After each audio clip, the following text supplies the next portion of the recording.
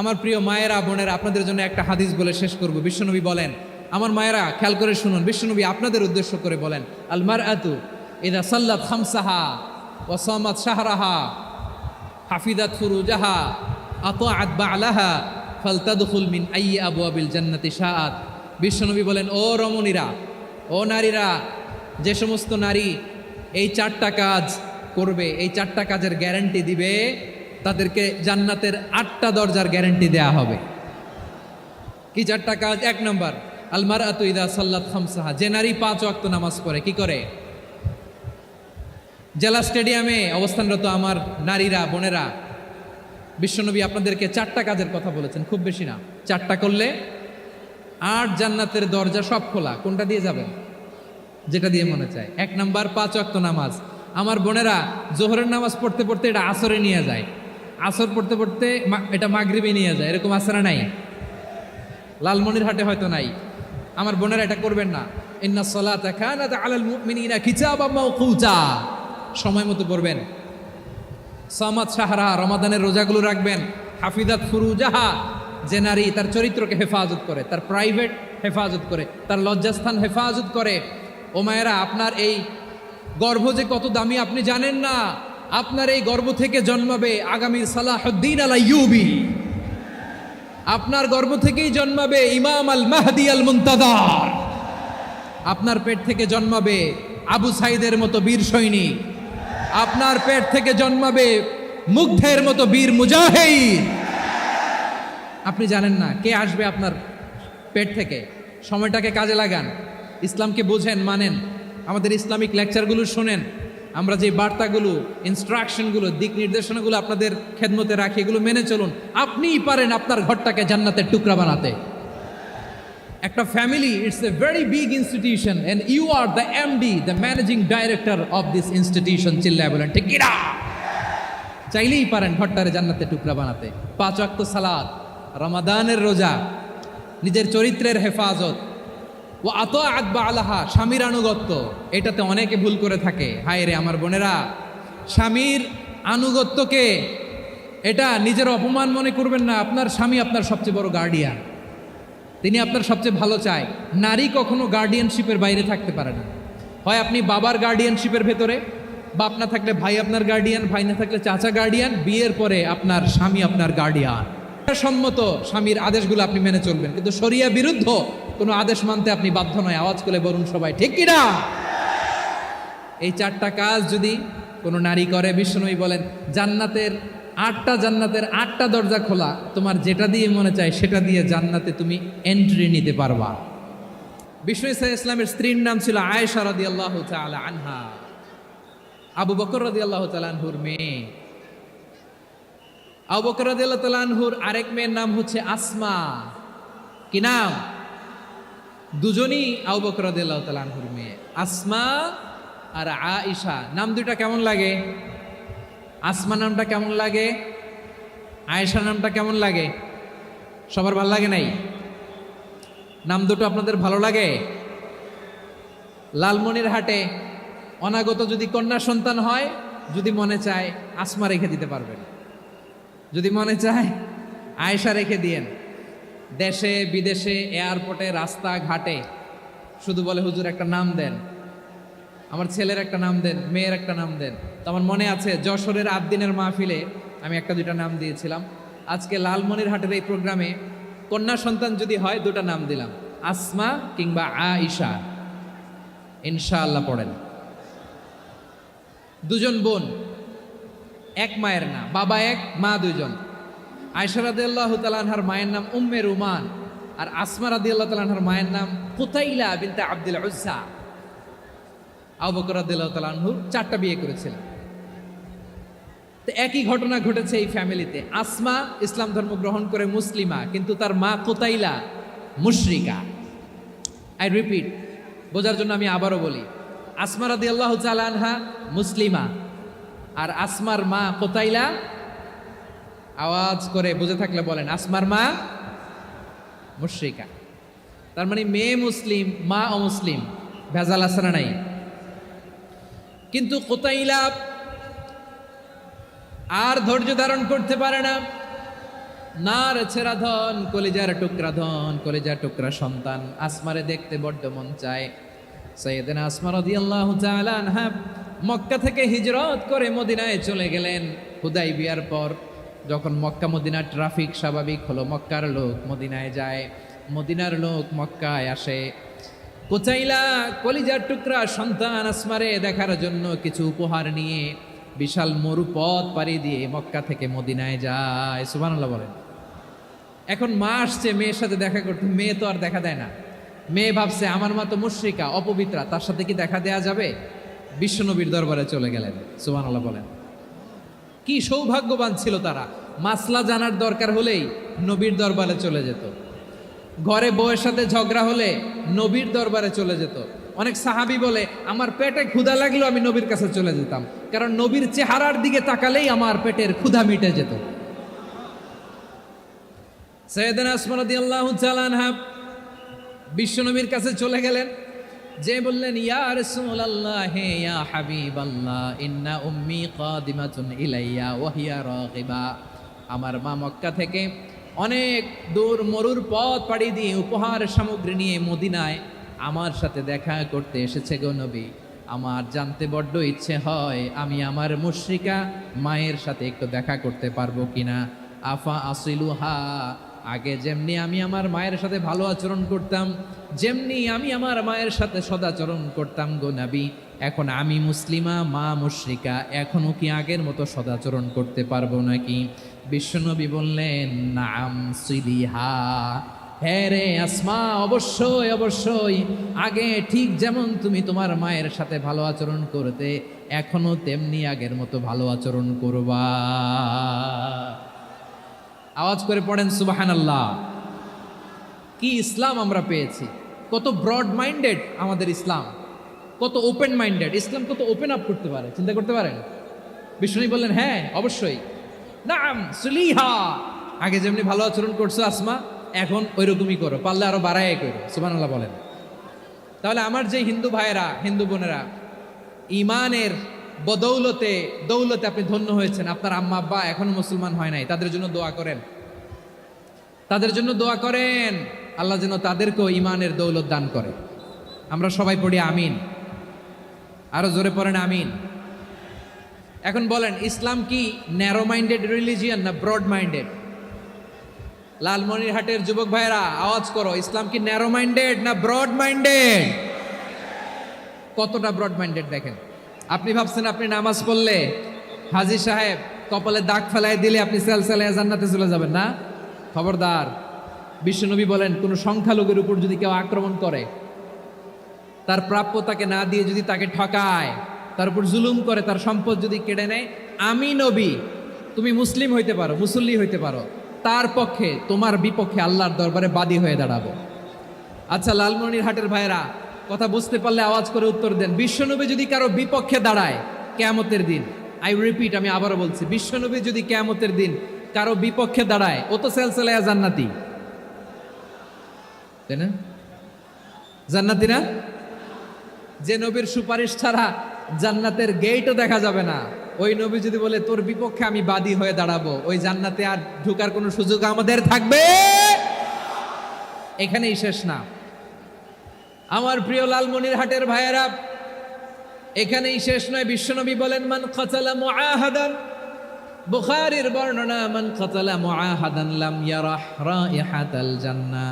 কেউ যদি, কোনো মুসলিম যদি অন্যায়ভাবে কোনো সংখ্যালঘুকে হত্যা করে, কোনো হিন্দুকে হত্যা করে, কোনো বৌদ্ধরে হত্যা করে, অন্যায়ভাবে কোনো মুসলিম যদি কোনো সংখ্যালঘুরে হত্যা করে, জান্নাতে যাওয়া তো দূরের কথা, ওই মুসলিম জান্নাতের ঘ্রাণও পাবে না। সেই বুখারীর বর্ণনা, মান খাতালা মুআহাদান লাম ইয়ারাহ রাইহাতাল জান্নাহ ওয়া ইন্না রিহাহা লা ইউজাদু মিন মাসিরাতি 40 আমা। যে জান্নাতের ঘ্রাণ 40 বছর দূরের রাস্তা থেকেই পাওয়া যায়। সুবহানাল্লাহ পড়েন। প্রিয় ভাইরা, এখান থেকে জান্নাতে পৌঁছতে লাগবে 40 বছর। এত দূর, কত বছর? সবাই বলেন কত বছর? এখান থেকে জান্নাতে পৌঁছতে লাগবে 40 বছর। এত দূরে থাকতেই জান্নাতের ঘ্রাণ আপনার নাকে এসে ধাক্কা মারবে। বিষ্ণুই বলেন যে ব্যক্তি কোনো সংখ্যালঘুকে হত্যা করে জান্নাতের ঘ্রাণ তো পাবেই, জান্নাতে তো ঢুকতে পারবেই না, জান্নাতের ঘ্রাণও তার নাকে লাগবে না। পড়েন না আউযুবিল্লাহ। তাহলে সংখ্যালঘুদের ব্যাপারে ইসলামে অধিকার দেয়া আছে না নাই? লালমনিরহাটের ভাইয়ের আওয়াজ করে বলেন, আমার সংখ্যালঘু হিন্দু ভাইদের রাইটস, অধিকার আমাদের ইসলামে প্রোটেক্টেড আছে না নাই? এখানেই শেষ না।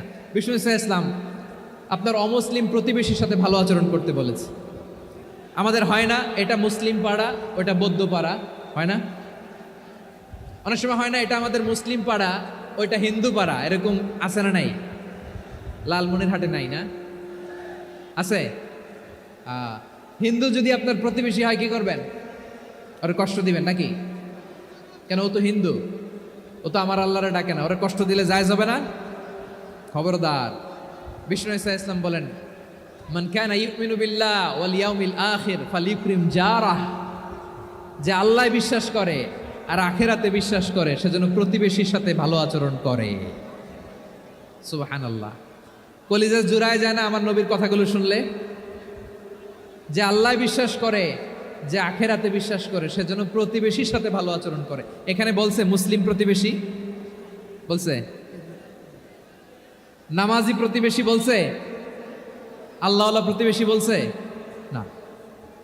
প্রতিবেশী আস্তিক হোক নাস্তিক হোক, প্রতিবেশী মুমিন হোক মুশরিক হোক, প্রতিবেশী হইলেই তার সাথে ভালো আচরণের দরকার আছে না নাই? আমার প্রিয় লালমনিরহাটের ভাইয়েরা, বিষ্ণু ইসলাম ওনার ইহুদি প্রতিবেশীদের দেখাশোনা করতেন। বিষ্ণু ইসলাম ওনার ইহুদি প্রতিবেশীর বাসায় যেতেন। কোন প্রতিবেশী? ইহুদি। আওয়াজ করে বলেন, কোন প্রতিবেশী? ইহুদি।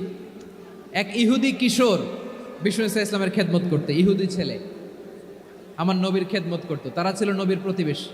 তো অনেক দিন হয় ইহুদি ছেলেটা আসে না। বিষ্ণুনবী খোঁজ দিলেন, ঘটনা কি? একটা ইহুদি ছেলে না আমার খেদমতে আসতো, ছেলেটা কই? খোঁজ নিয়ে জানলেন ছেলেটা অসুস্থ। বিষ্ণু ইসলাম ওই ইহুদির বাড়িতে চলে গেলেন ওই ছেলেটাকে দেখা করার জন্য, ভিজিট করার জন্য। সুবহানাল্লাহ পড়বেন না? গেলেন, যে দেখে ইহুদি ছেলেটা মুমূর্ষ, যান যায় যায় ভাব, বিছানায় পড়ে আছে, তার বাবা দাঁড়ানো। বিশ্বনবী তার মাথার পাশে বসলেন, মাথায় হাত বুলিয়ে দিলেন, আর ছেলেটাকে বললেন, আসলিম, হে ইহুদি ছেলে, আসলিম, ইসলাম ধর্ম গ্রহণ করো। তো ছোট্ট ছেলে ভাবে আমরা ইহুদি, এখন ইসলাম ধর্ম গ্রহণ করলে আব্বা যদি বকা দেয়, ফানাযারা ইলা ওয়াজহি আবি, ছেলেটা তার বাবার চেহারার দিকে তাকালো, দেখে আব্বা কি কয়। আব্বা যদি বলে তাইলে ইসলাম ধর্ম গ্রহণ করবে। ইহুদি ছেলেটা তার বাবার দিকে যখন তাকালো, ওর বাবা বলে, আতি আবুল কাসিম, আবুল কাসিম যা বলে তাই করো। আবুল কাসিম হচ্ছে বিষ্ণু ইসলামের একটা কুনিয়াত, উপনাম। আমার রাসূলের বড় ছেলের নাম ছিল কাসেম। যেমন দেখবেন আমাদের এলাকায় কারো ছেলের বড় ছেলের নাম যদি হয় আব্দুল্লাহ, এরা আব্দুল্লাহর বাপ বলে ডাকে। কারো বড় মেয়ের নাম যদি হয় ফাতেমা, এরা কি ডাকে? ফাতেমার বাপ বলে না? তো বিষ্ণু ইসলামের বড় ছেলের নাম ছিল কাসেম। ইহুদি বাবা বলল, আতি আবুল কাসেম, আবুল কাসেম যা বলে তাই শোনো, মানে মোহাম্মদ যা বলে তাই শোনো। এই কথা শুনে ছেলে সাহস পাইছে, ছেলে আবার পড়তে আরম্ভ করলো, আশহাদু আল্লাহ ইলাহা ইল্লাল্লাহ ও আশহাদু আন্না মুহাম্মাদার রাসূলুল্লাহ। পড়েন আল্লাহু আকবার। বিশ্বনবীর আহ্বান শুনে ওই আহ্বানে সাড়া দিয়ে ইহুদি ছেলে শাহাদা পড়ে মুসলমান হয়ে গেল। তার হৃদয়টারে ইমানের নূর দিয়ে আলোকিত করে দিল কে? প্রিয় ভাইরা, এবার রাসূল সাল্লাল্লাহু আলাইহি ওয়াসাল্লাম বের হয়ে আসলেন ঘর থেকে, আর বললেন, আলহামদুলিল্লাহিল্লাযী আনকাযাহু মিনান নার, প্রশংসা সে আল্লাহর, যে আল্লাহ জাহান্নামে চলে যাচ্ছিল প্রায় এমন একটা লোককে মুহূর্তের মধ্যে কালেমায়ে শাহাদাতের বদৌলতে জান্নাতি বানায় দিলেন। আওয়াজ করে পড়েন সুবহানাল্লাহ। এই হাদিস থেকে আমরা কি শিখলাম? What is the moral of the story? এক নম্বর স্টোরি হলো, প্রতিবেশী ইহুদি হোক হিন্দু হোক, যাবেন, সুসম্পর্ক রাখবেন, উপহার দিবেন, বিপদে পাশে দাঁড়াবেন, তাইলেই তো আপনাদের প্রতি, মুসলমানদের প্রতি তারা আকৃষ্ট হবে, ঠিক কিনা বলেন? আপনি যদি হিন্দুদের সাথে বৌদ্ধদের সাথে নাই মিশেন, নাস্তিকের কাছে নাই যান, তো ইসলামের সৌন্দর্যটা ওরা বুঝবে কেমনে? সব সময় আমাদের ইসলামের দরজা আমার অমুসলিম ভাইদের জন্য খোলা আছে না নাই? এই হাদিস থেকে দুইটা শিক্ষা। এক নম্বর শিক্ষা, প্রতিবেশী মুসলিম হোক অমুসলিম হোক, যান, অসুস্থ হইলে একটু আপেল নিয়ে যান, আঙ্গুর নিয়ে যান, কমলা নিয়ে যান। তাদের সাথে ভালো আচরণ করেন। ইসলামের বিউটি দেখে, সৌন্দর্য দেখে অবাক হবে, নসিব ভালো হলে কোনোদিন কালিমা পড়ে মুসলমান হয়ে যাবে। ঠিক কিনা বলেন? তাহলে অমুসলিমের সাথে ভালো সম্পর্ক। বিশ্বনবী ইহুদির বাড়িতে গেলেন, ইহুদির বাড়ি, আর আমার মুসলমান ভাই আমার কাফের বলে, এরকম আছে না নাই? মুসলিমরা দেখতে পারে না, সহ্য করতে পারে। বিশ্বনবী সাল্লাল্লাহু আলাইহি ওয়াসাল্লাম ইহুদির বাড়িতে গেলেন, এটা একটা শিক্ষা। আচ্ছা, 2 নম্বর শিক্ষা হলো, বিশ্বনবী সাল্লাল্লাহু আলাইহি ওয়াসাল্লামের খাদেম ছিল ইহুদি, এতদিন খেদমত করলো, একদিনও বিশ্বনবী ওরা কালিমার দাওয়াত দেয় নাই। কারণ কি? বিশ্বনবী একটা ভালো সময়ের অপেক্ষা করতেছিলেন, প্রপার টাইমিং। দাঈর কাজ হচ্ছে দাঈ ইলাল্লাহ, সে হচ্ছে সুযোগ সন্ধানী। দাঈ সুযোগ খোঁজে, কখন দাওয়া দিলে ব্যাটে বলে হবে, ঝোপ বুঝে কোপ মারে। ঠিক কিনা বলেন? বিষ্ণু সাল্লাল্লাহু আলাইহি ওয়াসাল্লাম ভালো সময়ের অপেক্ষা করতেছিলেন, দেখি ভালো সময় আসুক আসুক আসুক আসুক। আস্তে আস্তে এমন সময় আসছে, ছেলে এবার মুমূর্ষ, অসুস্থ ব্যক্তির হৃদয় অত্যন্ত নরম থাকে। হসপিটালে যখন কেউ যায় তার হৃদয়টা বড্ড নরম থাকে, মৃত্যুর ভয়ে তার অন্তরটা নরম থাকে। ঠিক কিনা বলেন? এই প্রপার টাইমিং এর অপেক্ষা করতেছিলেন। যখনই টাইমিং পেয়েছেন, দাওয়াত দিলেন, পড়ো লা ইলাহা ইল্লাল্লাহ, সুবহানাল্লাহ পড়েন সবাই। তাহলে ইসলাম অমুসলিম প্রতিবেশীর সাথে ভালো আচরণ করতে বলে। ইসলাম অমুসলিম মাতা পিতার সাথেও ভালো আচরণ করতে বলে। মাতা পিতা যদি অমুসলিম হয়, তারা ফেলে দিতে পারবেন? পারবেন? আমার লালমনিরহাটের ভাইয়েরা, অনেক হিন্দু ছেলে আমাদের হাতে শাহাদা পড়ে মুসলিম হয়, কিন্তু ওর মা মুসলমান হয় নাই, বাবাও হয় নাই। এরকম আছে না নাই? তো ও হয়েছে মুসলিম, মা বাপ হিন্দু, এখন মা বাপ কি বাদ? হ্যাঁ, মা বাপ বাদ দেয়া যাবে? যেই মা আপনারে 9 মাস 8 মাস পেটে ধারণ করলো, আপনার মায়ের নার ছেঁড়া ধন, আপনি ওই মারে বাদ দিতে পারবেন? যেই মায়ের বুকের তাজা দুধ খেয়ে আপনি আজকে বাড়ন্ত তাজা তরতাজা, ওই মারে বাদ দেয়া যাবে? মায়ের এক ধারে দুধের দাম, কাটিয়া গায়ের চাম, পাপুষ বানাইলে ঋণের শোধ হবে না, এমন দরদি ভাবে কেউ হবে না আমার মাহাগো। মায়ের এক ধারে দুধের দাম, কাটিয়া গায়ের চাম, পাপুষ বানাইলে ঋণের শোধ হবে না, এমন দরদি ভাবে কেউ হবে না আমার মাহাগো। ঠিক কিনা? মাকে তো বাদ দেওয়া যায় না। وَقَضَى رَبُّكَ أَلَّا تَعْبُدُوا إِلَّا إِيَّاهُ وَبِالْوَالِدَيْنِ إِحْسَانًا। আল্লাহ বলে, অবধারিত 2টা ভার্ডিক তোমাদের জন্য, এক আল্লাহর ইবাদত করবা আর মা বাবার প্রতি ইহসান করবা। আদেশটা কার? মা বাবার প্রতি ইহসান করতে হবে। আমার মা হিন্দু হোক, ভালো আচরণ করতে হবে, বৌদ্ধ হোক, ভালো আচরণ করতে হবে।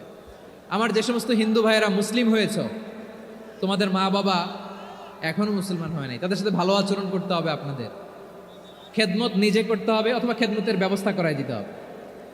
মান্থলি যে খরচ লাগে এটা দিতে হবে। আরে তুমি এখন মুসলিম, তোমার মা বাবা হিন্দু, এখনই তো সুযোগ ইসলামের সৌন্দর্য দেখানো। এখন মা বাবা যদি দেখে, আরে এটা হিন্দু থাকতে তো বদমাইশ ছিল, বেয়াদব ছিল, কি এমন ধর্ম সে গ্রহণ করলো যেটা গ্রহণের সাথে সাথে সে পাল্টে গেল? কি এমন ধর্ম সে গ্রহণ করেছে যেটা তার জীবনকে আলোকিত করে দিয়েছে? নসিব ভালো হইলে তারাও কালিমা পড়ে মুসলমান হয়ে যাবে।